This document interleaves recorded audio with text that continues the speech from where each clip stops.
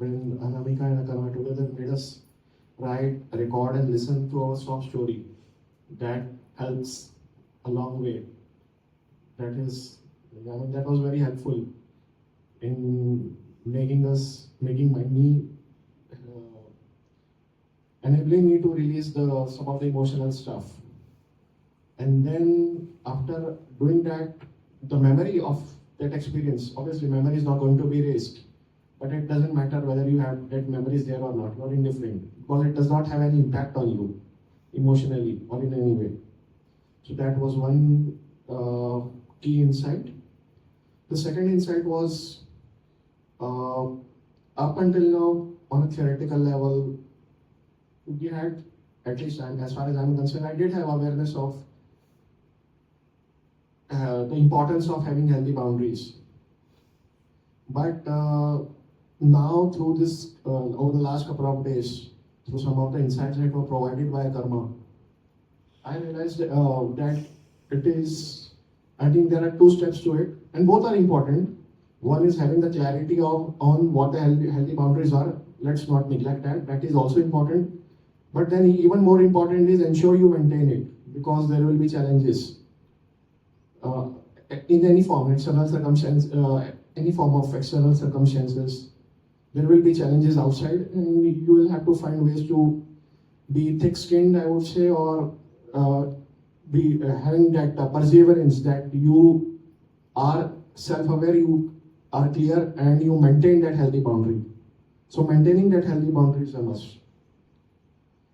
The third was a very beautiful insight which was provided today itself by Akarma, that love and attachment are two different things.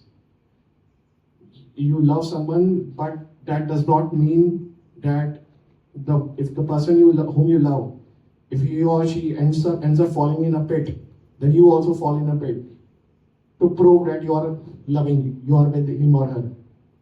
Your job is to be detached, ensure that it does not have any impact on you, because it's not going to help, and it's not selfish. Rather, if you will be healthy, then you will find ways to ensure that your loved one who is in a pit will come out of it. So, and that is that for that you should be detached, and that is the key. And don't want to go into further detail, but I got reminded, Akarma told all these things, I got reminded of this Mahabharata case, where just before dying, when Dronacharya, when he had a conversation with Lord Krishna, then he did ask Lord Krishna, Dronacharya, that I always wanted the well-being of my students, the Pandavas, and including my son Ashwatthama. But so why I had to meet this fate? Now, Krishna obviously gave some insights, but one of the other insights that he gave regarding his son is that he had attachment for Ashwatthama. He didn't have love. And because of his immense attachment for Ashwatthama, Ashwatthama went on the path of adharma in spite of being his own son. So, yeah, so that was another thing that I got reminded of, which I just wanted to share.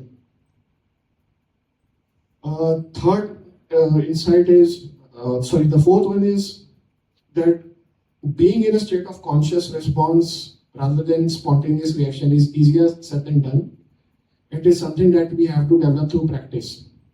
So, and that for that daily practice is required. So that's another thing. The fifth one, through the Shakti Diksha, I got the awareness of how important that we have to be surrendered.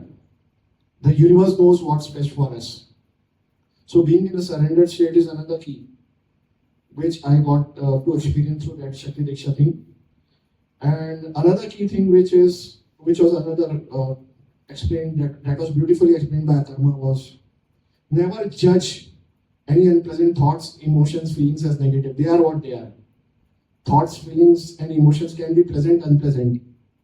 You shouldn't judge them as positive or negative, because if you are going to polarize it, it's going to be detrimental to you only at the end of the day. And another thing is, of course, negativity bias also, which you have explained, Akarma. It's a conditioned state. So that's another thing. And another insight was Bij mantra meditation. That is a daily practice that we should all do to ensure that we remain in a good energetic state always. And then another few insights, like for example, mindfulness. It's a key. Observe, just observe, observe, observe. And it should not. It's not just a technique or a pointer. It should be a part of our lives. Then in the morning when Akarma, when you made and Anamika together, when you made us go in that nature and have a seat, then I read there, although yes, thoughts were going on, but I also got that gist of that. What is the importance of having stillness also? Your mind, your thinking mind is, that analytical mind keeps on operating all time, all time, all time. There are times where you have to shut and you have to be still. So the birds and the nature, the lake, they were all still. I think they were devoid of time. Birds, they don't know what is past, what is present in the future. They are in that moment. So in that way, they can teach us a lot. And just nothing else, just keep on persevering, never stop. Evolution is natural, it's inevitable. We just have to keep on going, never give up, keep on trying. Never stop learning, never stop giving, never stop growing, never stop learning. That's how I would like to end it as. Rest. So what is the change in your state since when you came here and now? Feelings wise, it's like I've said that memories are still there, but I'm a lot more indifferent now. That has been the change. That's the thing.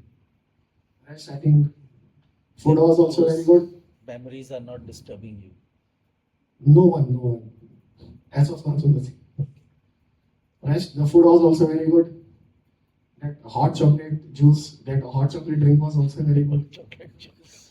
Hot chocolate drink was also very tasty.